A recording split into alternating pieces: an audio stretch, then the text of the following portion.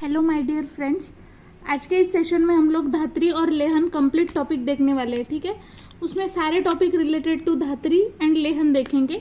सबसे पहले देखो, यहाँ पे धात्री किसी को बोला जाता है तो जो भी बच्चों को दूध पिलाती है, जब मतलब मदर में कुछ प्रॉब्लम हो रही है, सफिशिएंट दूध बेबी को नहीं मिल रहा है, तो उसके रिप्लेसमेंट में जो हम लोग दूध पिलाते हैं बच्चों के लिए, तो वो धात्री का दूध होता है। ठीक है, तो उसी को धात्री बोला जाता है। धात्री परीक्षा में क्या क्या है, मतलब कौन सी धात्री योग्य होती है दूध पिलाने के लिए। तो सबसे पहले समान वर्ण, मतलब जो अगर समान वर्ण वाली होनी चाहिए। अगर ब्राह्मण है बेबी, ठीक है, तो ब्राह्मण ही होनी चाहिए, मतलब ऐसे बोला गया है यहाँ पे। निर्भरता, मतलब ज्यादा चंचल नहीं होनी चाहिए। अनातुरा, अनातुरा मतलब व्याधि रहित होनी चाहिए। ठीक है। अव्यंग मतलब उसके ऑल बॉडी पार्ट जो है प्रेजेंट होनी चाहिए, परिपूर्ण होनी चाहिए। अविरूपा मतलब दिखने को अच्छी होनी चाहिए, क्योंकि बेबी अगर डर जाएगा फिर। अव्यसनी मतलब व्यसन कोई भी नहीं होना चाहिए उसको। अविजुगुप्सिता मतलब कुछ बेबी के अगर कुछ भी सीक्रेट्स उसको पता है तो दूसरे को नहीं बताने वाली होनी चाहिए। ठीक है। देश जातीय मतलब समान देश वाली होनी चाहिए। अशूद्रा मतलब बुरे कर्म न करने वाली, मतलब बुरा न सोचने वाली, बुरा कर्म नहीं करने वाली, अशूद्र कर्मिणी। ठीक है। कुली जाता मतलब जो अच्छे कुल से हो। वत्सला मतलब जो बहुत ज्यादा प्रेमल हो, जो ज्यादा बच्चों को प्यार करे, वात्सल्य भाव ज्यादा हो। वत्सला मतलब वही वत्सलता उसमें ज्यादा होना चाहिए। अरोगा मतलब रोग रहित होनी चाहिए। जीववत्सा मतलब उसका कोई तो भी बेबी जीवंत होना चाहिए, क्योंकि अगर वो मतलब उसको कैसे पिलाना चाहिए, क्या नहीं, फीडिंग उसको पता चलती है उसकी वजह से। पुवत्सा एक बोला गया है यहाँ पे कि मेल एज अ बेबी उसको होना चाहिए। दोग्धरी मतलब जिसमें प्रचुर मात्रा में दूध होना चाहिए। ठीक है, मतलब बेबी को अच्छे से वो पिला पाए। अप्रामाता मतलब कोई भी मानसिक व्याधि उसको नहीं होनी चाहिए। अशायनी मतलब बातें करने में भी अच्छी हो। अनुचार शायनी मतलब वो वर्तनुक भी उसका अच्छा हो, क्योंकि वो जो करेगी वो बच्चा भी सीखेगा। अनंत्यावशायनी मतलब उसका आचरण अच्छा होगा तो बेबी को भी वो अच्छी अच्छी चीजें सिखा पाएगी। कुलोपचारा मतलब कुशलोपचारा मतलब एक्सपर्ट होनी चाहिए, उसको सोचना नहीं पड़े कोई भी चीज करने के लिए। बेबी में कभी इमरजेंसी वगैरह कंडीशन आ सकती है तो उस केस में।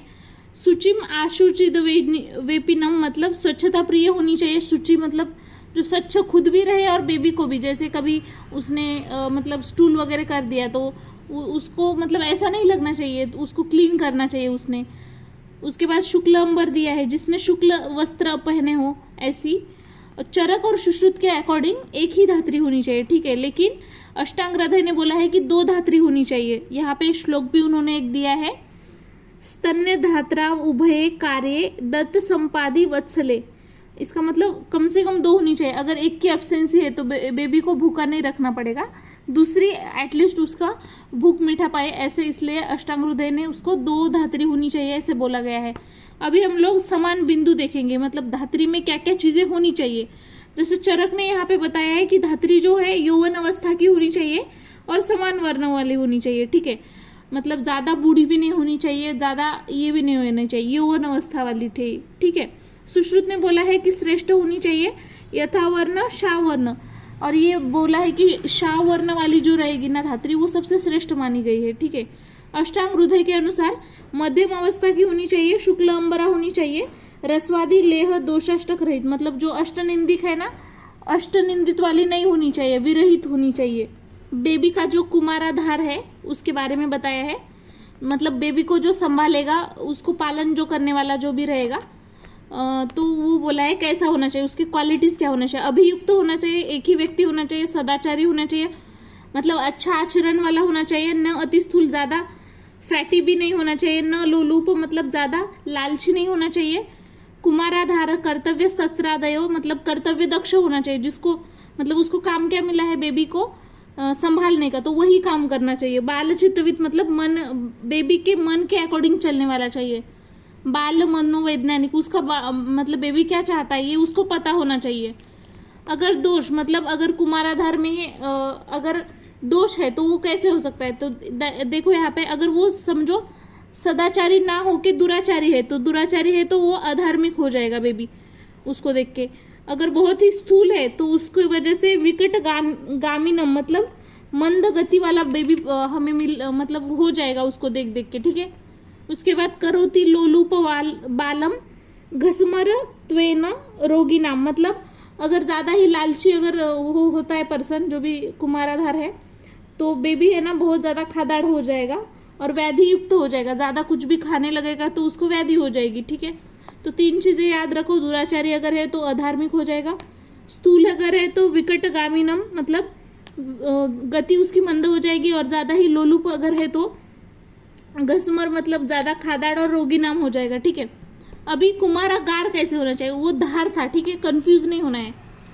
देखो यहाँ पे कुमारागार बोला है और वो कुमार आधार मतलब जो उसको आधार देगा, कुमार को आधार देने वाला, उसको संभालने वाला। ठीक है, ये कुमारागार है। तो चरक ने इसका वर्णन स्पेशली किया है। तो कैसा होना चाहिए वो जो प्लेस जहाँ पे बेबी रहेगा, तो वो चरक ने वास्तु कुशल मतलब अच्छे से एक कुशल वास्तु के अकॉर्डिंग वो बंधा हुआ होना चाहिए, प्रशस्त होना चाहिए, बड़ा होना चाहिए, रम्य होना चाहिए। अतमस का एक वर्ड दिया है यहाँ पे, मतलब वहाँ पे ज़्यादा अंधेरा नहीं होना चाहिए, थोड़ा लाइट वहाँ पे होनी चाहिए सफिशिएंट। निवातम मतलब डायरेक्ट वहाँ पे वायु का प्रवेश नहीं होना चाहिए, इनडायरेक्ट वायु आना चाहिए। प्रवात एक देशम ये बोला गया है। ठीक है, अभी हम लोग क्रीडनक के बारे में देखेंगे। तो क्रीडनक मतलब उसकी बेबीज के जो टॉयज रहेंगे वो कैसे रहने चाहिए। तो यहाँ पे पहले बोला है क्रीडनक पिष्टामयानी काश्यप। काश्यप ने क्या बोला है, पिष्टामयानी मतलब पीठ से बने हुए होने चाहिए, जो अपने रहते ना आटा उससे बना हुआ होने चाहिए, ऐसे बोला है। जातुषम घोषवत चित्रम आत्रासमम मतलब जातुषम मतलब लाख जो रहता है उससे बनी हुई होनी चाहिए। घोषवत मतलब उसका आवाज आना चाहिए। चित्र विचित्रम चित्रम आत्रासम मतलब वो अलग अलग रंग की होनी चाहिए। चित्र विचित्र मतलब उसको बेबी को थोड़ा अट्रैक्शन उससे हो। रमन रमणीय होनी चाहिए। बृहत मतलब बड़े बड़े होनी चाहिए, अगर बहुत छोटा हो गया तो बेबी के नाक में मुंह में जा सकते हैं ना। अतीक्ष्ण अग्रानी मतलब उसका जो अग्र पार्ट रहेगा वो ज़्यादा तीक्ष्ण नहीं होना चाहिए। गवा शादी, गवा मतलब गाय और श्वान मतलब घोड़ा, जो भी वो है मांगल्य अथवा फलम मतलब यहाँ पे जो भी गाय है घोड़ा है फल आदि मंगल रूपी आकार से बना हुआ होना चाहिए, मतलब उस आकार युक्त होना चाहिए, ऐसे यहाँ पे बोला है। और बहुत सारे यहाँ पे नीचे भी एक श्लोक दिया है, क्रीडानकानी खलु कुमार से विचित्रानी, ये ऑलरेडी पता है आपको, विचित्र अलग अलग कलर्स का होना चाहिए। घोषवंत्यानी अभी रामनी च गुरुनी अतीक्ष्ण अग्नानी च न अस्य प्रवेशनी मतलब अस्य मतलब मुख में वगैरह जाने वाला ऐसा नहीं होना चाहिए, और प्राण हरानी भी नहीं होना चाहिए। ठीक है, वित्रासनानी मतलब बेबी को त्रास हो ऐसा भी नहीं होना चाहिए। ये ऊपर दिए है वही सेम इसमें भी वर्ड दिए गए हैं। नेक्स्ट वाला देखो, क्रीड़ा भूमि मतलब बेबी जहाँ पे खेलेगा वो कैसी जगह होनी चाहिए। तो क्रीड़ा भूमि समकार्य समतल मतलब प्लेन जगह होनी चाहिए, ज़्यादा ऐसे ऊपर नीचे हुई तो बेबी गिर सकता है। ठीक है, और दूसरा बोला है निशस्त्रोपल शर्करा मतलब कंकड़ पत्थर वहाँ पे नहीं होने चाहिए। वेल्लोशन कनाभ्यो भी सिक्ता निम्बोदकेनवा मतलब जो विडंग मरीच पिंपली निम्बोदक जल संचित हो ऐसा होना चाहिए। अभी जो सेकंड टॉपिक है लेहन को स्टार्ट करते हैं। तो लेहन के योग्य बच्चा कौन होगा, किसको हम लेहन तो सभी को पता होगा, जो चटाया जाता है मतलब जैसे सुवर्ण प्राशन सभी को पता है ना, जो सुवर्ण रहता है उसको ऐसे जो ये रहते हैं उस पे ऐसे घिस घिस के उसमें से जो निकलता है ना वो चटाया जाता है, उसी को लेहन बोलते हैं मतलब स्वर्ण प्राशन, वो उसी तरह से लेहन है। तो यहाँ पे देखो अक्षीराद जननी या अल्पक्षीराद दुष्टक्षीरा मतलब ऐसे बच्चों को पिलाना चाहिए जिसकी माता का दूध बहुत ही कम हो, या फिर दूध ही नहीं आ रहा है, या फिर दुष्ट क्षीर वाला दूध अगर है, या फिर प्रसूता मतलब जिनका प्रसव अच्छे से नहीं हुआ है वो वाले। दुष्प्रजाता वृष व्याधि पीड़िताश्चय सुता मतलब व्याधि पीड़ित अगर है तो उसको भी पिलाना चाहिए। वातिका पैतिका कफ वर्जिता ये इंपॉर्टेंट है, देखो मतलब वातस पित्तस को पिलाना चाहिए लेकिन कफ वर्जित है, मतलब वात और पित्त व्याधियों में देना चाहिए लेहन, लेकिन कफ में वर्ज बताया है नहीं देना चाहिए। ठीक है, कफज व्याधियों में। स्तन्ने नए न तृप्यंती स्तनपाना ने मतलब जिनका पेट नहीं भरता है, मतलब मम्मी पिला रही है लेकिन उनका फिर भी पेट नहीं भर रहा है, तो ऐसे बच्चों को भी देना चाहिए। पित्वा पित्वा रुदंती च मतलब स्तनपान करते हुए अगर कोई बहुत ज़्यादा रुदंती मतलब रो रहा है तो उसको भी देना चाहिए। महाशना मतलब बहुत ज़्यादा खाना खाने वाले बच्चों को भी देना चाहिए। अल्पमूत्र पुरुषाश्च वाला मतलब जिनका मूत्र पुरुष अल्प हो उनको भी देना चाहिए। दीप्ता अग्निश्च निरामयाश्च तनवो, रोग न होते हुए भी पतले है ऐसे को भी देना चाहिए। मृदु अंगेच कर्षिता, मतलब जो मृदु अंग वाला है, कर्ष अंग वाला, उसको देना चाहिए। वर्च कर्म न कुर्वंती बाला एच व्याहत परम, मतलब 3 दिन मल प्रवृत्ति न करने वाला जो रहेगा उसको भी देना चाहिए। तो ये आपको याद रखना है। उसके बाद नेक्स्ट है अयोग्य, कौन सा व्यक्ति जो अयोग्य रहेगा लेहन के लिए, ठीक है, मतलब सॉरी बच्चा। तो इसमें देखो जिसकी मंदाग्नि है, जो निद्रालु बहुत सोता है, बहुविन मूत्र है, स्वल्प यो दृढ़ गात्रक, मतलब जो दृढ़ शरीर वाले जो भी रहेंगे, कल्याण मातृ को, मतलब जिसकी मम्मी की डेथ हो चुकी है, ठीक है, अजीर्ण, मतलब जिनको अजीर्ण है उनको भी नहीं देना चाहिए। गुरु स्तन्योपसेवित, जिनका स्तन्य बहुत ही गुरु है, ठीक है, सर्व रसाशिन्या, मतलब सर्व रस सेवन जो भी करने वाला है उसको भी देना नहीं है। उसके बाद ऊर्ध्व जत्रु जानवित, ऊर्ध्व जत्रुगत व्याधि जिसमें है, गूद बस्ती उदरामय, मतलब जिसको आमय व्याधि जो है, गूद बस्ती या फिर उदर की व्याधि अगर है तो उसको भी नहीं देना चाहिए। कपाल शोथ पांडुषु, रुद्रोग श्वास कासेषु, सर्वग्रहेषु न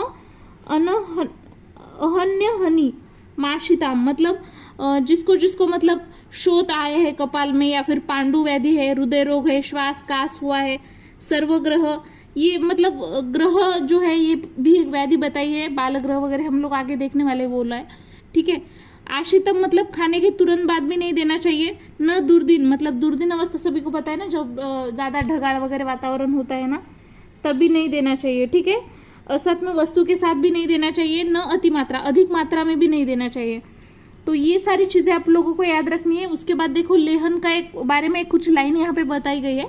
सुख दुखम ही बाला नाम दृश्यते लेहन आश्रयम, मतलब जो भी बेबी का सुख या फिर दुख रहेगा वो लेहन पे डिपेंड है। और सेम लाइन धात्री के लिए भी बोला गया है, सुख दुखम ही बाला नाम धात्री मूल संशय, मतलब जो भी मतलब बेबी रहेगा, अगर धात्री जो रहती है मेन रहती है, क्योंकि वही बच्चे को दूध पिलाने वाली रहती है, तो मतलब अच्छे से दूध पिलाएगी या फिर नहीं पिलाएगी उसके ऊपर ही उसका सुख और दुख डिपेंड है, ऐसे बोला है। और ये जो प्रोसेस है ना वो पूर्व दिशा की ओर मुंह करने के लिए बोला है, ये याद रखो। मतलब जो भी विधि पाठ है, ये जो लेहन प्रोसीजर है वो किधर मुंह करके करना चाहिए, पूर्व दिशा में करना है। इसके लाभ क्या है, क्यों हमें लेहन करना चाहिए। अगर समझो कंटिन्यू हमने 1 मंथ तक अगर बेबी को लेहन स्वर्ण पाशन वगैरह कराया, तो उसकी वजह से बेबी जो है बहुत ज़्यादा मेधायुक्त और निरामय हो जाएगा, व्याधि रहित हो जाएगा, ठीक है। अगर 6 मंथ तक अगर हमने करवाया तो श्रुतधर, मतलब जो भी हम लोग उसको बताएंगे वो सारा कुछ याद रख सकता है, ऐसा बनेगा वो। मेधा आयु बल वृद्धि अगर करवाना है तो हमें लेहन किसके साथ चटाना चाहिए, समंगा, मतलब मंजिष्ठा के साथ, ठीक है। अगर मेधा जनन मुत्तमम, मतलब ये कुष्ठ के साथ अगर पिलाएंगे तो ये सारा मेधा जनन वगैरह होगा। न पिशाच न रक्षांसी न यक्षास मातरः, मतलब अगर वो भीत जो भी राक्षस होगा या फिर भूत पिशाच, इससे नहीं डरने वाला अगर चाहिए तो अभय घृत के साथ पिलाना चाहिए। और एक यहाँ पे बोला गया है संवर्धन घृत के बारे में, बहुत इंपॉर्टेंट है। इसमें देखो क्या क्या हम लोग देते हैं, मतलब ये घृत किस किस के साथ देते हैं, तो खदीर है, पृष्णिपर्णी, अर्धप्रस्थ, घृत, तुल्यक्षीर, मतलब इसमें क्या क्या रहता है, खदीर रहता है, पृष्णपर्णी, अर्धप्रस्थ रहेगा घृत, और तुल्यक्षीर अर्धप्रस्थ रहेगा, ठीक है। अनुपान, इसको ये पूछा गया है कि संवर्धन घृत है उसके साथ हम लोग क्या अनुपान देंगे, तो मधु, ये याद रखना है आप लोगों को। लाभ में अगर ये घृत अगर हमने सेवन किया मतलब बेबी ने, तो पंगु, मूक, अश्रुति, जड़, ये सारी व्याधि नष्ट हो जाएंगे, ठीक है। अष्टांग संग्रह ने ऋतु अनुसार लेहन बताई, ये आपको याद रखना है कि किसने ऋतु अनुसार लेहन बताए हैं, तो अष्टांग संग्रह ने। उसके बाद यहाँ पे लेहनार्थ घृत, कुछ घृत भी यहाँ पे वर्णन किए हैं, आपको नाम बस याद रखना है इसमें। काश्यप ने बताया अभय घृत है, कल्याण घृत है, अष्टविंशति घृत है, अष्टांग घृत है, पानीय कल्याण घृत है, पंचगव्य घृत है और संवर्धन घृत है, ठीक है। वाग्भट ने बताया शिशु कल्याण घृत, सारस्वत घृत और अष्टांग घृत। योग रत्नाकार ने अष्टमंगल घृत बताए, संग्रह ने ब्राह्मी घृत और सुश्रुत ने 4 स्वर्ण योग बताए। तो इसमें देखो यहाँ पे दिए हैं 4 जो भी स्वर्ण योग यहाँ पे दिए हैं। तो सबसे पहला देखो वपु, वपु मतलब अगर ये हमने सेवन किया तो हमारा शरीर इससे अच्छा हो सकता है, मतलब बेबी का। तो इसमें वपु मतलब इसमें क्या क्या देना है हम लोगों को, 1 सुवर्ण, 1 कुष्ठ बचा और मधु घृत के साथ देना है, ठीक है। मेधा अगर बढ़ाना है, शरीर अच्छा होना है तो ये देना चाहिए, 1 सुवर्ण उसके साथ कुष्ठवचा और मधुघृत के साथ, ठीक है। मेधा अगर बढ़ाना है तो 2 सुवर्ण, 1 मत्स्यक्षक शंखपुष्पी और मधुघृत के साथ। बलवृद्धि करवानी है तो 3 सुवर्ण, अर्कपुष्पी, वचा और मधुघृत के साथ देना है। बुद्धि बढ़ानी है तो 4 सुवर्ण, कैडरे, श्वेता, दुर्वा के साथ, मधु के साथ, ठीक है। उसके बाद आयुनुसार घृत का प्रयोग एक बोला है, अगर बेबी शिराद अवस्था में है तो सिद्धार्थक वचादि घृत उसको देना है। क्षीर अन्नाद अवस्था में है, मधुक वचादि देना है, और अन्नाद अवस्था में है द्विपंचमूलादि देना है।